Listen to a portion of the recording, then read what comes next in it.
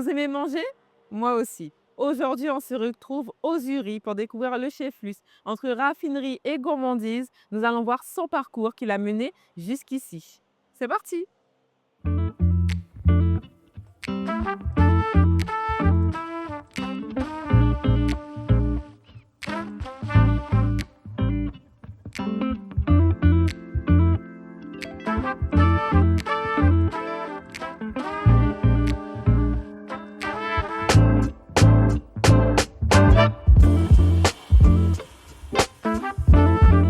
On sent quand même que ça bouge derrière, ça court. Ah, ça, c'est pas mal. C'est- Ça fait bon. Et puis, avec l'environnement aussi. Ah, non, c'était bien. Bonjour Ivan, Salut, Nourrissoir. ça va? Ça va et toi? Alors, j'aimerais savoir d'où te vient cette passion pour la cuisine. Alors, la passion de la cuisine me vient, je pense aussi de mon père. Je pense que là, aujourd'hui, on est au bon endroit pour raconter le début de mon histoire. Parce que le restaurant qui est juste à côté du Zuri, Le snack? ouais, c'était le premier restaurant de mon père.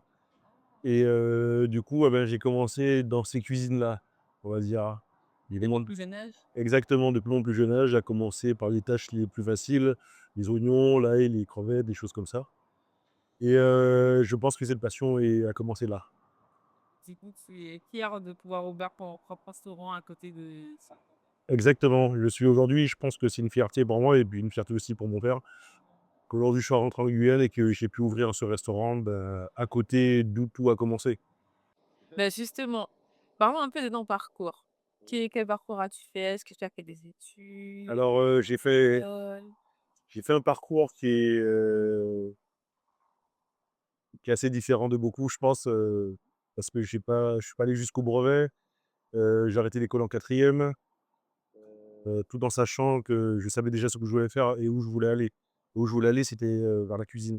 Dès le plus jeune âge, tu savais que c'était la cuisine ton. Je pense qu'on m'a bercé, comme on dit, je suis tombé dans la marmite. Et la marmite, elle était juste à côté. Alors du coup, par la suite, je savais exactement ce que je voulais faire. Et arrivé en France, bah, je savais que c'était de la cuisine que je voulais faire. Et que l'école ne m'intéressait plus vraiment, mais que la cuisine m'intéressait énormément. Il y a 2 écoles. Il y a l'école des études, justement, il y a l'école de l'expérience des grands restaurants. Pourquoi, c'est quoi la meilleure, école? Bah, je pense que les 2 sont nécessaires à l'évolution, mais je pense que l'expérience, est mieux que l'école.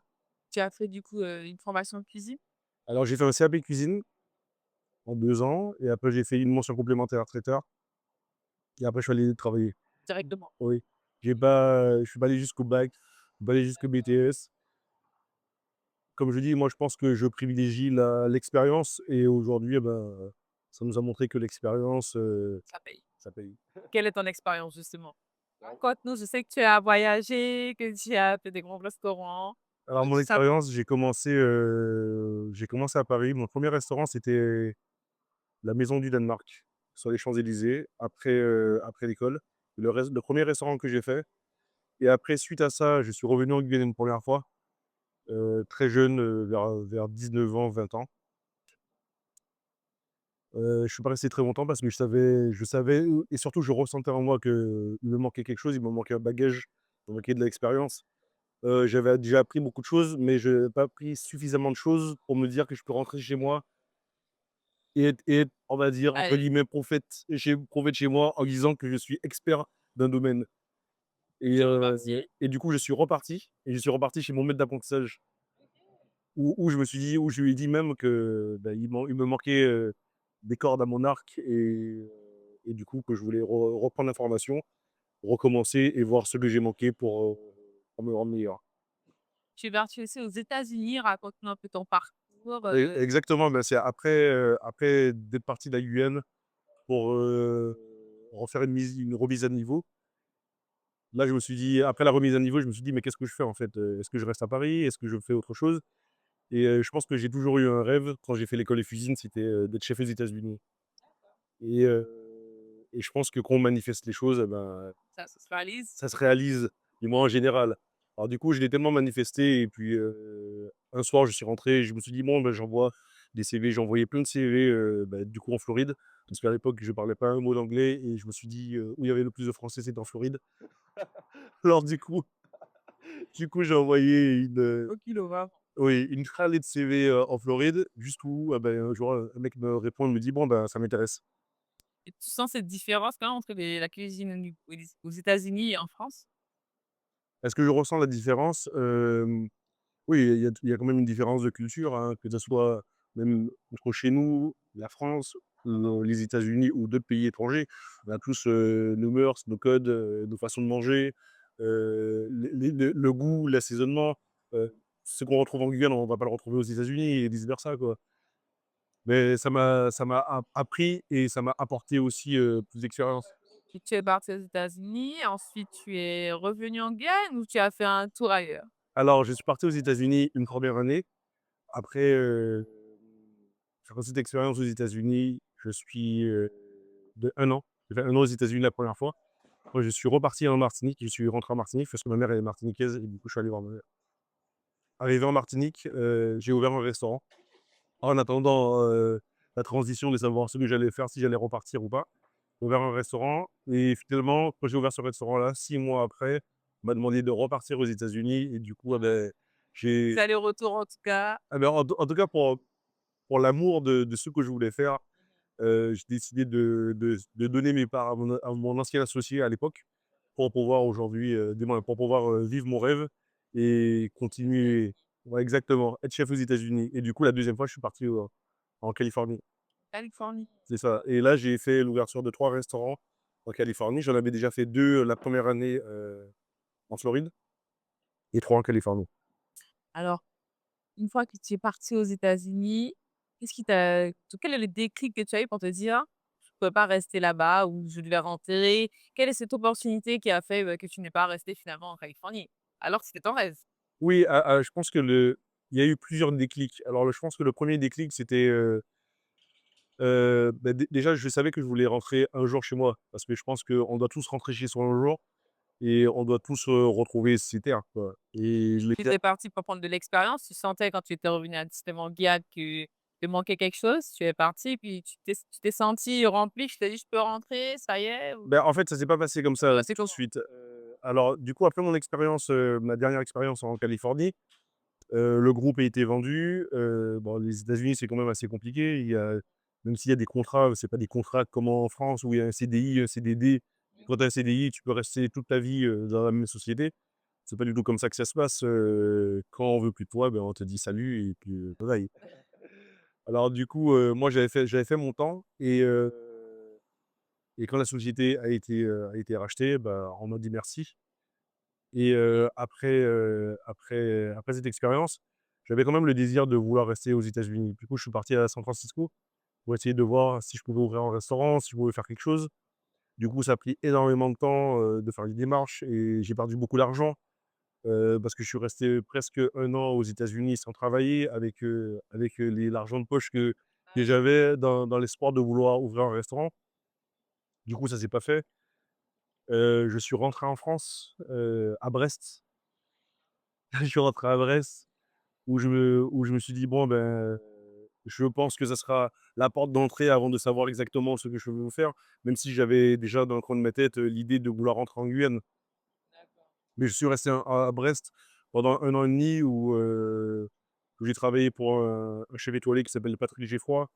J'ai travaillé, 1 an et demi là-bas et après ça, j'ai décidé de rentrer en Guyane.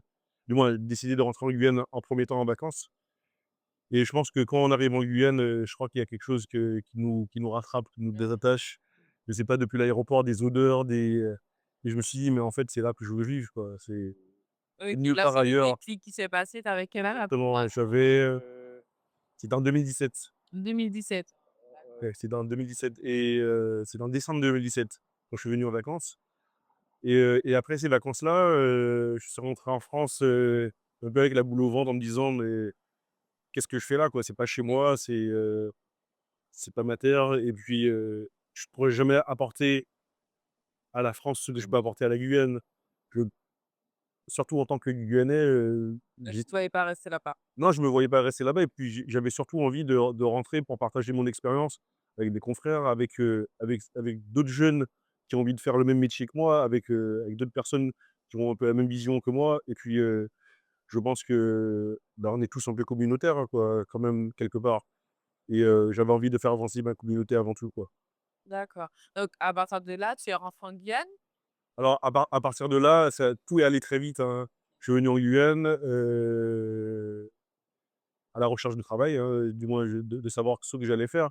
Parce que je voulais pas ouvrir un restaurant tout de suite non plus, arrivé en Guyane. Je voulais surtout prendre le temps de me dire, heu, quelle est la bonne voie, qu'est-ce que je peux faire de mieux pour mon pays? Qu'est-ce que je peux apporter? Et je voulais pas arriver sans projet. D'accord. Mais je voulais quand même avoir un travail pour avoir la vision de ce qui se passe déjà sur le territoire, quoi. Et c'est là qu'arrive du coup, le Paris Cayenne ou tu as travaillé d'abord ailleurs? Exactement, mais même avant ça, en fait, c'est le Contiki qui m'a fait rentrer en Guyane. OK. C'est eux qui m'ont donné mon premier contrat pour que je puisse rentrer en Guyane.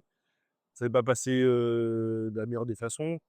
Bon, après ça arrive, ze hop, bon, on va revenir sur cette période, mais en tout cas, c'était pas les meilleures conditions de travail. En tout cas, c'était pas les conditions de travail que moi je m'attendais quand je serais rentré en Guyane. Je voyais les autres restaurants où j'ai travaillé, des super cuisines, des super moyens. C'est vrai qu'en arrivant en Guyane la première année, bon, c'était la douche froide un peu, quoi. Et c'était dans tous les restaurants où tu as vu travailler en Guyane que tu as vécu ça? Ce décalage entre la cuisine, que tu as connue, ailleurs en métropole Ah aux oui, États-Unis? il y a eu un très grand décalage quand je suis arrivé. J'étais même choqué le 1er mois, j'ai même repostulé, j'ai même repostulé pour repartir, à Boston et du coup, j'étais prêt pour repartir à Boston, mais et c'est là que le Paris Cayenne arrive, en fait, quoi. Le Paris Cayenne arrive à ce moment-là où je me dis: «Mais, eux, ils me font une offre, j'ai une proposition pour repartir à Boston, qu'est-ce que je fais? Est-ce que je reste en Guyane, je repars à Boston?» Gros dilemme quand même, hein? C'est un gros dilemme, mais dans ma tête, je savais pourquoi j'étais rentré en Guyane. Alors du coup, je pense que le choix ne s'est pas fait attendre et heu et j'ai décidé de rester en Guyane et de continuer l'aventure avec le Paris Cayenne et c'est là où mon aventure guyanaise commence, quoi. Commence réellement, donc là, ça va. Le décalage quand même, tu as pu le gérer, tu Ouais, es mais venu qu'on commence réellement en même temps parce qu'en fait, il y a quand même une histoire derrière le Paris Cayenne. Parce que la dernière année, que j'ai fait en Guyane, vers mes 19-20 ans, je vais postuler au Paris Cayenne. Ils me disent: «Non, on n'a pas de place pour vous» ah quand même! et moi je les regarde et je me dis: «Un jour, je reviendrai en Guyane et je serai chef au Paris Cayenne». Le pouvoir de manifester. Exactement et en fait, je me dis ça dans ma tête qu'un jour, je vais revenir et c'est moi qui serai le chef du Paris Cayenne C'est fait. et quand les mecs m'appellent pour me dire, «Tu veux être chef du Paris Cayenne?» je pense que l'ego aussi prend le dessus sur l'expérience. C'est-à-dire que je me dis: «Ils m'ont dit non, maintenant je vais aller au Paris Cayenne et je vais leur montrer ce que je sais faire» Tu es resté combien de temps au Paris Cayenne? et du coup, je suis resté 2 ans et demi au Paris Cayenne avec, Jean-Christophe qui m'a beaucoup aidé, au Paris Cayenne parce que, bah, il m'a donné les moyens de travailler, quoi. Il m'a donné les moyens de faire ce que je voulais faire et cette opportunité-là, ben, ça m'a beaucoup servi, quoi. Est-ce que tu as senti quand tu es revenu en Guyane, aussi un décalage avec la culture? Tu as dû peut-être te réapproprier aussi les mets guyanais ou la manière de consommer, guyanaise finalement? Ou tu t'es senti bon, c'était naturel finalement, tu n'as pas perdu cette fibre? Alors du coup, quand je suis revenu en Guyane, c'était assez compliqué quand même de me réapproprier cette cuisine, sachant que j'étais parti bon depuis très longtemps. J'avais pas mangé, un riz haricots rouges depuis 6 ans, par Ah exemple, oui. quoi. Au moins 6-7 ans, j'avais pas mangé de riz haricots rouges. J'avais pas mangé, de fricassé depuis je ne sais pas combien de temps Du Colombo. et de colombo encore alors bouillon d'awara, encore pire.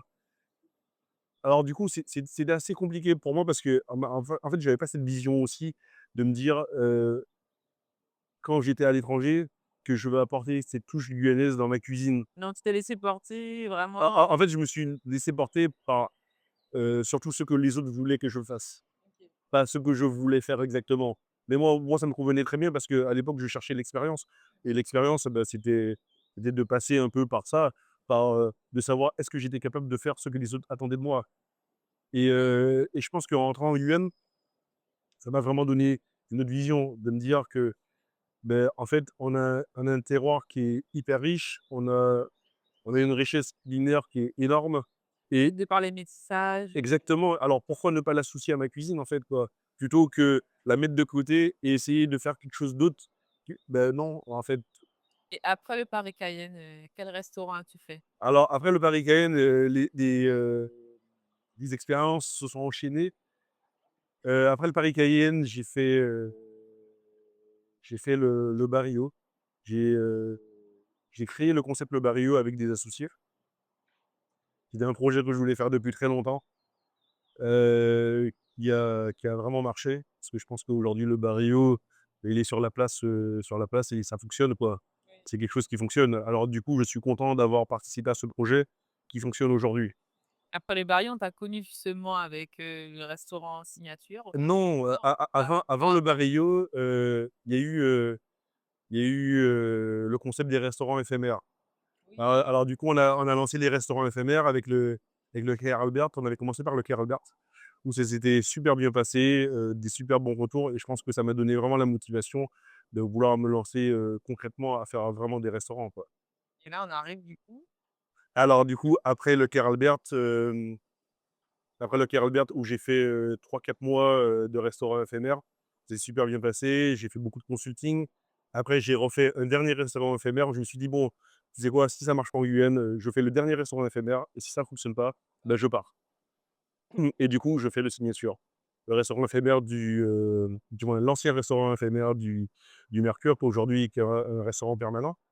et ça a fonctionné, donc tu es resté. Et en fait, je me suis dit: «Je reste 3 mois, si ça fonctionne, ça fonctionne. Ça fonctionne pas, c'est pas grave, j'aurais au moins essayé». Et puis, je pourrais partir la tête haute en me disant que j'ai fait mon maximum en Guyane pour que ça fonctionne. Et du coup, le restaurant éphémère, le Signature est devenu restaurant permanent et qui m'a permis de faire aujourd'hui le Zuri. Alors du coup, je suis content d'avoir tenté cette dernière expérience et puis, d'avoir voulu rester en Guyane. Avant de parler justement du jury, parlons des différents concours, participer à des concours. On sait que tu as gagné un concours justement, par rapport au bouillon d'Awara. Oui. Qu'est-ce qu'est-ce que ça fait de gagner le concours? Comme je disais, juste, en amont, c'est pour moi, c'était important. Après 6-7 ans sans avoir mangé de bouillon, je ne pouvais pas revenir en Guyane et de me dire: «Je ne sais pas comment faire un bouillon». Parce que, OK, je savais le manger, mais je ne savais pas le faire, quoi. Même si j'ai déjà vu, voir, c'est pas savoir. Comment tu as appris justement? Alors j'ai appris avec un confrère qui s'appelle Patrick Chienne, et c'est lui qui m'a appris à faire le bouillon. Heu je le remercie aujourd'hui, hein, je le remercie parce que, c'est déjà ça m'a permis de gagner le la d'or. Ça m'a permis aussi de rajouter, un skill de plus, à mes compétences, de savoir faire le bouillon et aujourd'hui, ça me rend super fier de faire le bouillon tous les ans pour ma famille et de me dire aujourd'hui que je sais faire le bouillon. Est-ce que justement tu es un chef qui aime les concours, qui est dans la compétition? Est-ce que tu as une ambition de dans nos concours, par exemple? Alors je suis un chef qui aime les concours, oui, j'aime les concours, j'aime la compétition et je pense que c'est aussi la fibre que j'essaye de donner à mes équipes. Qu'on doit tous les jours, faire de notre mieux pour être meilleur que hier, quoi. Et est-ce que j'ai des concours en tête? Alors aujourd'hui, je suis plus dans l'optique de faire des concours, je suis plutôt dans l'optique de me développer au niveau du business, niveau économique, mais je suis prêt à accompagner, mes équipes qui souhaitent faire des concours, à leur but, quoi. D'accord, très bien. Alors maintenant, parlons justement du jury. Oui. Ton restaurant qui a un concept de brunch à la base et qui est ouvert aussi le soir. Donc tu as commencé avec le brunch et ensuite tu as ouvert la carte le soir. Comment ça s'est passé du brunch au restaurant le soir? Alors déjà, il faut savoir que le jury, c'est un projet qui m'a pris énormément de temps. Combien d'années? Ça Exactement. ça fait depuis 2022 ou non 2021, fin 2021. Après le Covid, du coup? C'est ça, juste après le covid que je suis sur ce projet. Mais bon, les banques ne voulaient pas suivre, surtout après le covid, beaucoup de difficultés avec les restaurateurs, beaucoup de restaurateurs qui ont mis la clé sous la porte et du coup, il y avait pas beaucoup de banques qui voulaient me suivre. Alors du coup, j'ai dû prouver avec le Signature d'abord que je pouvais faire un restaurant et c'est que là, que par la suite, que les banques ont voulu suivre. Du coup, à partir de 2024, fin 2024, début 2025. Et c'est que là où le jury avait vraiment pris forme, quoi. Et justement, quand on est chef, on fait de la cuisine, mais on a aussi cette âme d'entrepreneur, justement. Ça va? OK, très bien. Oui. On a aussi cette âme d'entrepreneur quand on est chef, finalement, en cuisine. Bah, alors je pense que c'est pas tous les chefs qui ont une âme d'entrepreneur. Heu et c'est pas tout le monde qui est fait pour entreprendre. Non, mais là, quand on veut ouvrir son restaurant, on va quand même avoir cette gestion. Oui. Il y a des obstacles, tu parles des banques, justement, mais il faut avoir cette notion d'entreprise quand même. Beh, je a après la chance que j'ai, c'est que j'ai un père qui est entrepreneur, qui faisait déjà des business et je pense que c'est une fibre qui est déjà ancrée en moi, de voir, bah, c'est un exemple pour moi de voir ce que lui, il a fait, de me dire que, ben, il faut prendre cet exemple-là pour le dupliquer et de le dupliquer à l'infini. Donc en fait, c'est depuis l'enfance, tu as grandi avec ce modèle et finalement, tu n'as pas eu peur de te lancer. Mais quand on voit des parents qui travaillent, on n'a pas peur d'aller travailler. Ça, c'est sûr. Alors le jury, pourquoi le nom, le jury? Alors pourquoi le Zuri? Alors j'ai longtemps cherché un nom, heu j'ai appelé le Zuri parce que le Zuri en swahili ça veut dire beau et bon. Alors du coup, et je trouvais que le nom il était, en consonance super facile à retenir, l'écriture était assez simple et je pense que pour un business, c'est mieux d'avoir un nom qui parle et un nom qui soit assez simple à retenir. Parce que si on avait mis un nom à rallonge, je sais pas si on aurait retenu qu'on fait des brunchs, quoi. Bien sûr. Et du coup, le concept de brunch, il est venu comment? Parce que ça n'a rien à voir avec la cuisine, qu'on connaît aux signatures, par exemple. Bah, c'est là où, je pense que le rôle d'entrepreneur rentre en compte et pas que le rôle de chef. Parce que si je devais me cantonner qu'au rôle de chef en me disant: «J'ai juste envie de faire la cuisine qui me plaît», c'est compliqué. Aujourd'hui, dans le monde où on vit aujourd'hui, si je devrais faire que la cuisine que je veux faire, je suis pas sûr que je pourrais gagner ma vie. Parce que les produits coûtent super cher, le personnel coûte super cher, les locaux coûtent super cher, tout est super cher. S'adapter finalement. Et et et je sais pas si dans le marché guyanais, aujourd'hui, on pourrait se dire, qu'on met des menus à 100 ou 150 €. Je pense qu'aujourd'hui, c'est pas possible de se dire ça. Alors c'est là où le côté entrepreneur rentre, rentre en place et où je me dis: «Bon, quel projet que je pourrais faire, qui me plaît, que j'aime, mais qui soit quelque chose d'un peu plus simple et qui soit abordable à tout le monde». Et vu que j'adore manger des brunchs parce que j'adore faire des grasses mat, j'adore me réveiller tard. Alors du coup, j'adore manger tard, quoi. Alors et le brunch, je pense que c'était la meilleure chose à faire, du moins par rapport à ce que moi j'aime. Donc un brunch raffiné. Exactement, toujours, on reste toujours dans la même DA, une cuisine 100 fait maison, des produits de qualité, on reste toujours dans la même ligne d'optique. Même si on change de concept, mais on reste toujours dans la même ligne d'optique. Et le jury est aussi ouvert le soir. On a une carte qui ressemble à peu près à un bistrot gastronomique, si je peux me permettre. C'est ça. Alors du coup, l'ouverture du soir est arrivée, parce qu'au bout d'un moment, il fallait renouveler le signature. Du coup, on a dû fermer le signature pendant du moins, là, il est fermé jusqu'à maintenant, pendant 2 mois et demi pour travaux on a des équipes, on a des équipes de signature. On a 7 personnes qui travaillent avec nous aux signatures et du coup, les 7 personnes, on ne veut pas les laisser sur le carreau en leur disant: «Bon, les gars, pendant les 2 mois et demi, vous allez avoir 2 ou un mois de vacances et puis, le reste, c'est sans solde». Alors du coup, c'est pas notre vision. Nous, on abandonne personne sur le carreau et on part avec toute notre équipe. On a commencé ensemble, on finit ensemble. C'est comme, une espèce de mariage un peu, quoi.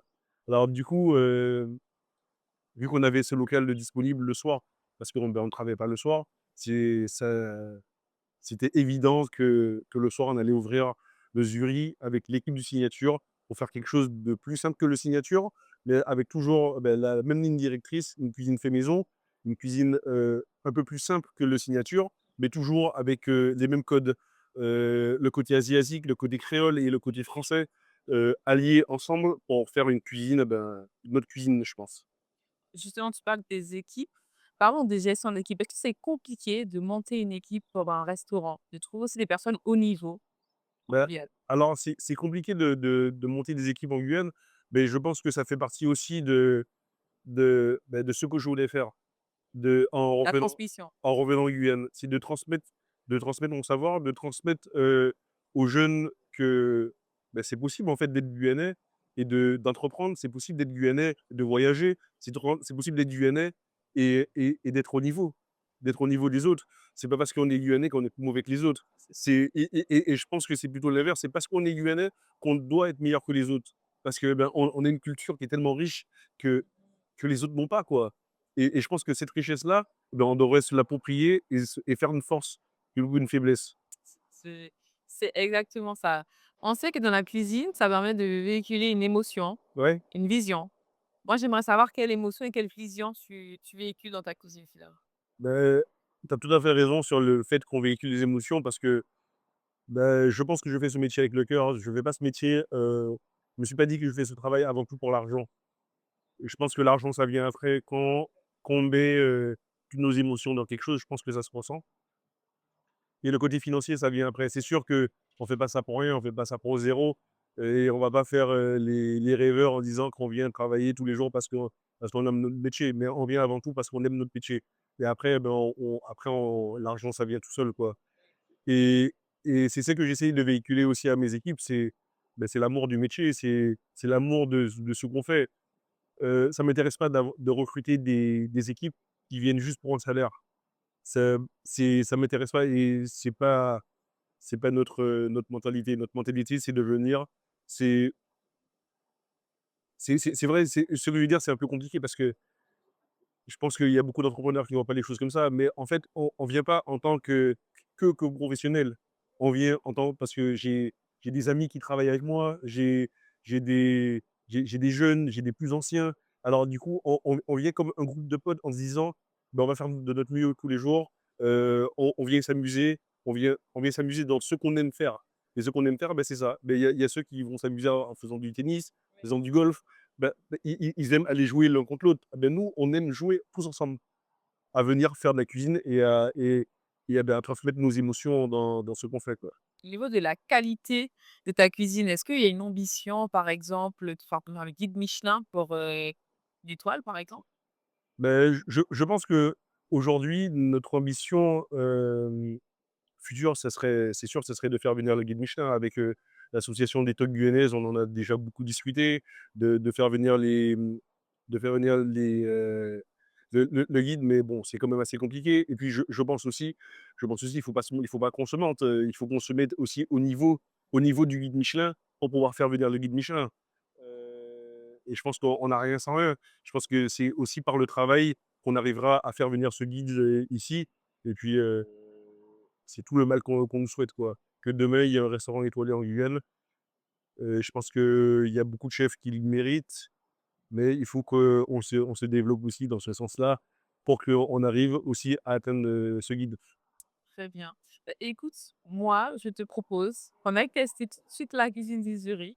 Ah avec grand Tu plaisir. auras un plat, Ouais, le plat phare. ouais. Je te laisse choisir et me guider. OK, on va faire un plat ensemble alors. Ah, bah, c'est parti alors, On y va.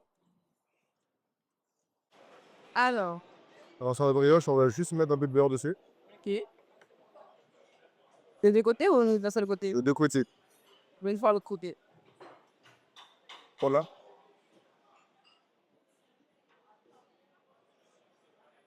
Bien assez? Ouais, assez. Juste pour qu'elle soit bien colorée et là, on va la mettre, sur notre plancha. Je la pose comme ça? Tu la poses là, ouais. Comme ça, tu pourras refaire chez toi. C'est facile à faire. Ouais, voilà, c'est de la brioche, beurre. Quand on attend juste que la brioche soit colorée, en attendant qu'elle soit colorée, on va couper l'avocat. Parfait. Tu sais faire ça, tu cuisines un peu ou pas à la maison? Non. Hein? Non, chérie qui cuisine, moi, je pas trop. OK, viens. Tu veux Ginette la blanche plus devant? Ouais. Comme ça, il bouge pas quoi avec la caméra. OK. Tu les mets ou tu veux que je le fasse? Je dirais qu'il me manque, après j'ai fait. Écoute. Est-ce qu'il y a une petite technique pour avoir des lamelles? C'est ça. Et la brioche, il la retourne ça, elle va pas fermer? On va la retourner dans 2 minutes.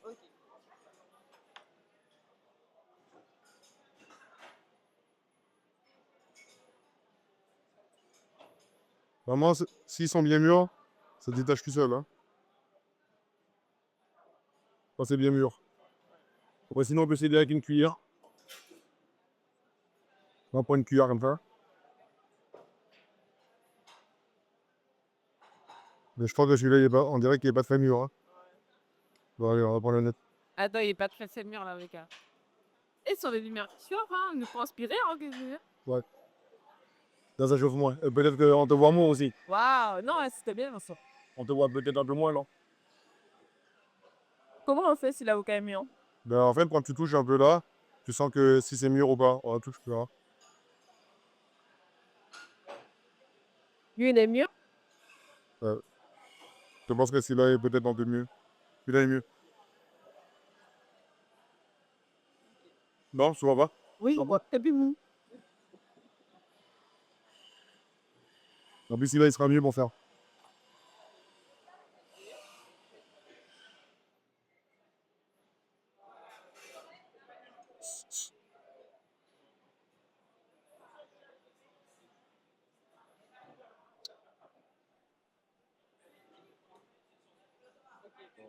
Connais la.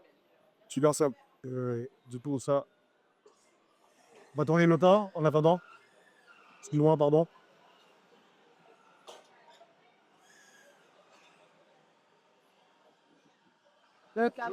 Moi, je commence, toi, tu finis, d'accord? Ok. Regarde. Ah, comme ça.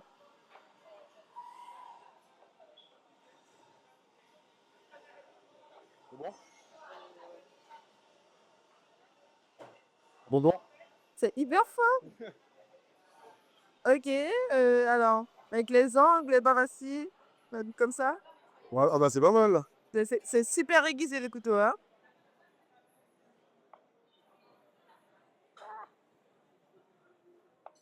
Pas aussi rapide que poire. C'est très bien. C'est bien, c'est assez fin. Parfait. Vous avez du poulet déjà de frit ou pas, les gars?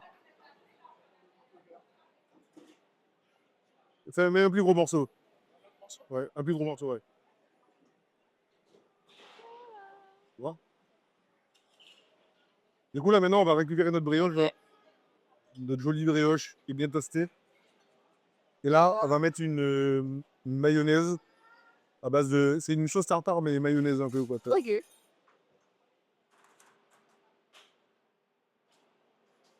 Alors, tu vas prendre juste une cuillère et tu vas étaler dessus. C'est bien comme ça.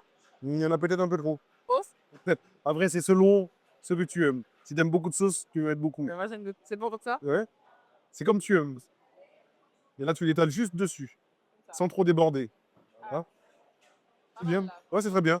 T'en as assez parfois? Oui, c'est bon. Ok. C'est bon? Derrière, on va mettre l'avocat. Mais en plus, c'est bien, tu as déjà... En fait, on va mettre la plus jolie, hein, parce que là, c'est pas très joli, la partie là. On va mettre cette partie là.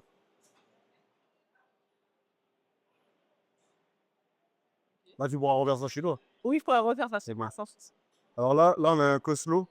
C'est un mélange de chou rouge, chou blanc, oignon, mayo, jus de citron. Et du coup, je mets dessus. C'est un truc assez sympa. Et ça, tu mets une belle quantité dessus. Ça?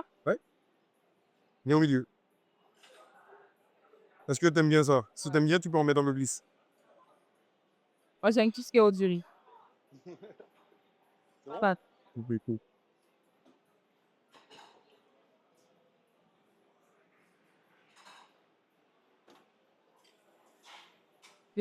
Au chicken.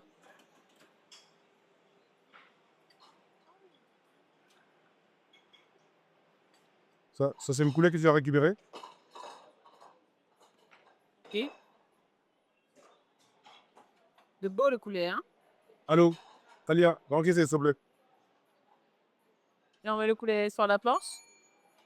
Ouais. Allez, bon. Allez, vas-y, c'est pas grave. Allez. Là, on va le couper en deux.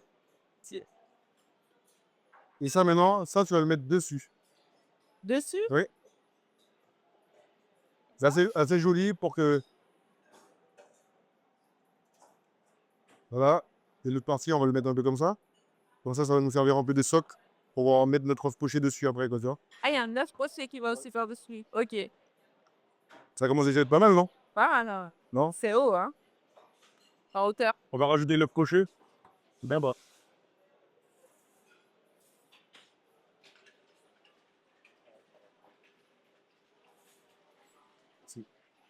Et là, on va rajouter un œuf poché. C'est juste un œuf qui est cuit dans, dans de l'eau et du vinaigre, sans sel. Parce qu'en fait, c'est le vinaigre qui permet que le blanc puisse coaguler rapidement et que... Le jaune peut rester. Exactement. Ok. Et Alors, une fois qu'on a fait ça, on va rajouter la dernière chose. C'est la sauce hollandaise. La sauce hollandaise, c'est une sauce, on va dire que c'est une mayonnaise émulsifiée à chaud. à chaud, ok. Alors, du coup, c'est pas une mayonnaise avec de l'huile, une mayonnaise avec du beurre. D'accord. Alors, c'est une sauce à base de beurre clarifié. C'est des jaunes d'œufs montés où on rajoute du beurre clarifié dedans, Et on a jus de citron. Enfin, Et ça, super. allez, et ça, tu mets sur ton œuf. Et assez là. Ah, tu peux prendre une belle quantité. Voilà, sur l'œuf.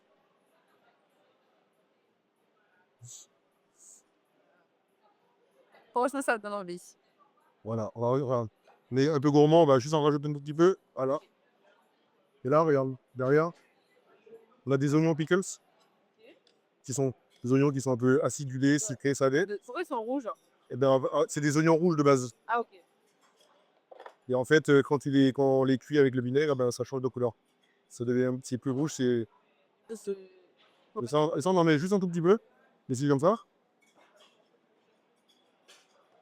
Donc, tiens, et ça, je te laisse rajouter ça, c'est des fiseaux. T'en prends un peu, t'en mets un peu dessus. Tu peux en mettre plusieurs.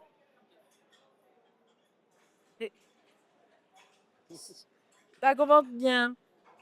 Oh non, je suis pas suffisamment rapide là. Hein. Tu m'auras embauché? Bon, ça va. Pas mal? Avec le temps, tu sais, on en met toujours en nombre impair. C'est plus joli. Ok.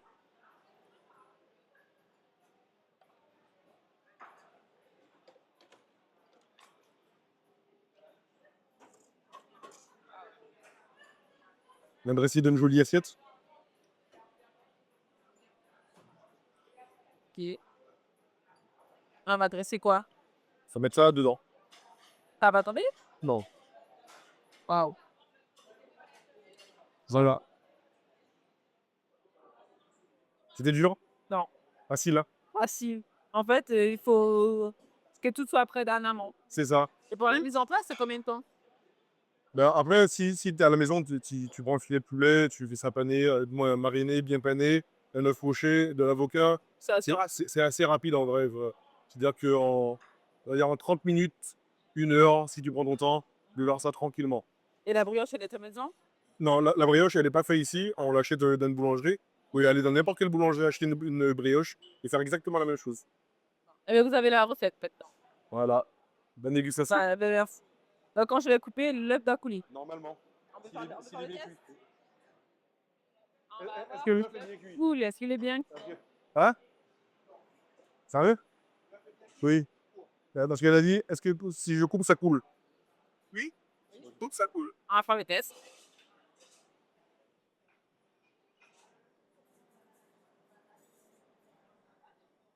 Eh ben non. Eh oui, ça coule. Ah oui, ça coule. On le voit bien. Ça va. Ben ouais. Super sympa. Super. Et place à la dégustation alors. Compliqué de bien déguster ça devant la caméra. Je te donnerai des couverts. Comme ça, tu peux te mettre juste là Ok. et on se fera mes découvertes tout de suite. Pas de soucis.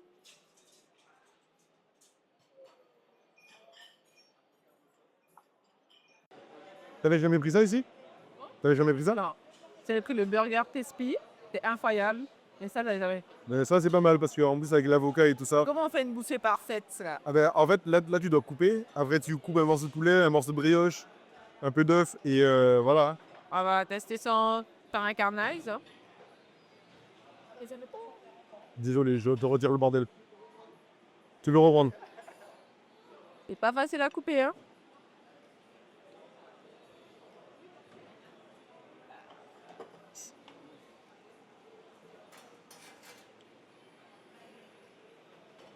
Non, mais là, le jardin, c'est un carnage. Il faut que tu coupes un peu de tout. Que ce soit là. Ouf. Hop. Je pense que là, j'ai un peu de tout. Ok.